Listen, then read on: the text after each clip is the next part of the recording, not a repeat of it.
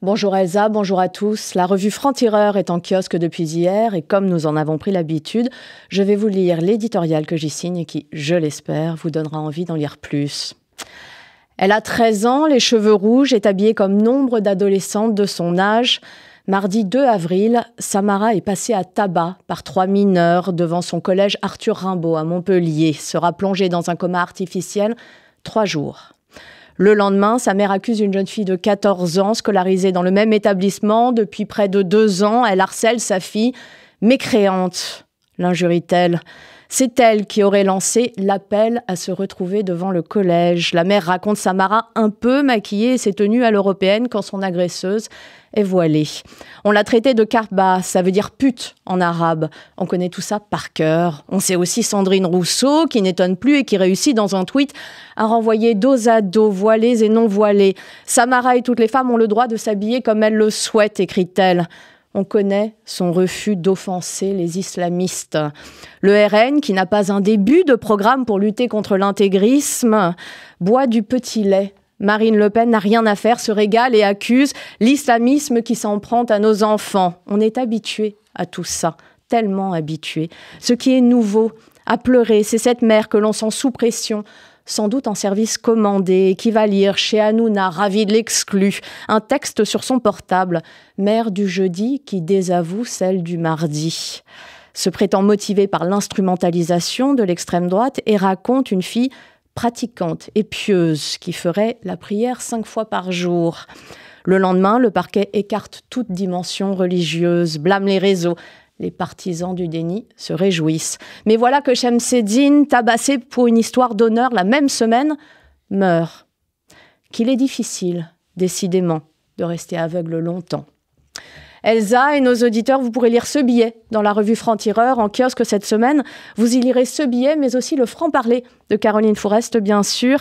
Ça s'appelle « L'esprit de meute » et il y est question de ce qui relie les drames de Viry-Châtillon, Crépol ou Créteil, de ce qui pourrit toute une génération et coûte la vie à Thomas ou Chemseddine, justement. Plonge Samara, on vient de le dire, 3 jours dans le coma. L'esprit de meute.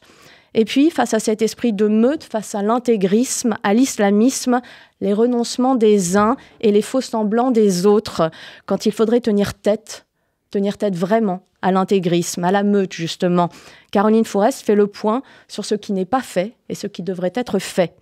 Raphaël Glucksmann, l'Européen convaincu, c'est notre une cette semaine. C'est un entretien de Raphaël Glucksmann, bien sûr, mené par Raphaël Enthoven.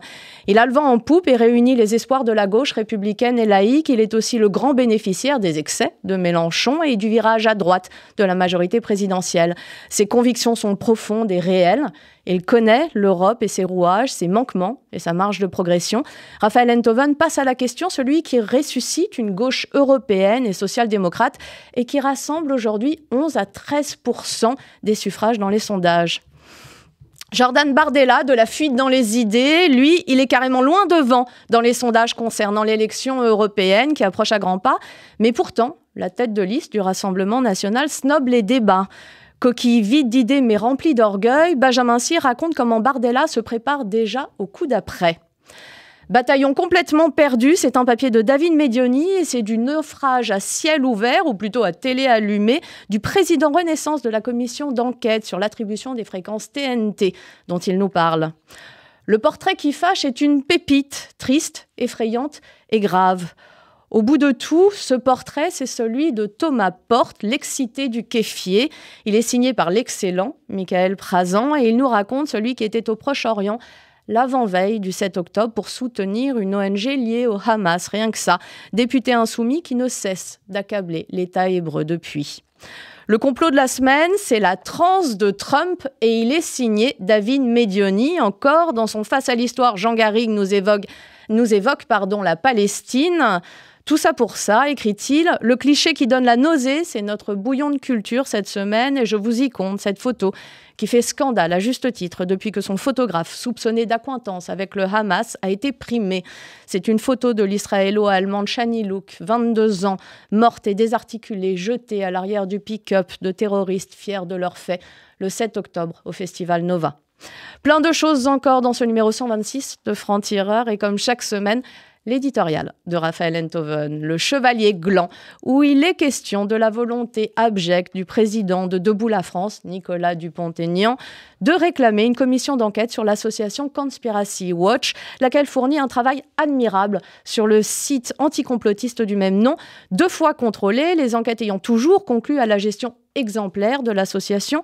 Raphaël Enthoven nous raconte pourquoi, en malhonnête, M. Dupont-Aignan demande une nouvelle enquête dans l'espoir secret de ne surtout pas l'obtenir pour pouvoir crier au scandale après, et pourquoi pas au complot, bien évidemment. Que raconte cette tartufferie sur le complotisme? C'est ce que nous explique Raphaël Enthoven. La raison est un combat, c'est le nôtre, à Franc-Tireur, combattre toutes les formes d'extrémisme, mais aussi. Lisez-nous, rejoignez ce combat et la lutte pour que la nuance survive dans un monde qui n'a de cesse de se radicaliser. Bonne journée à tous.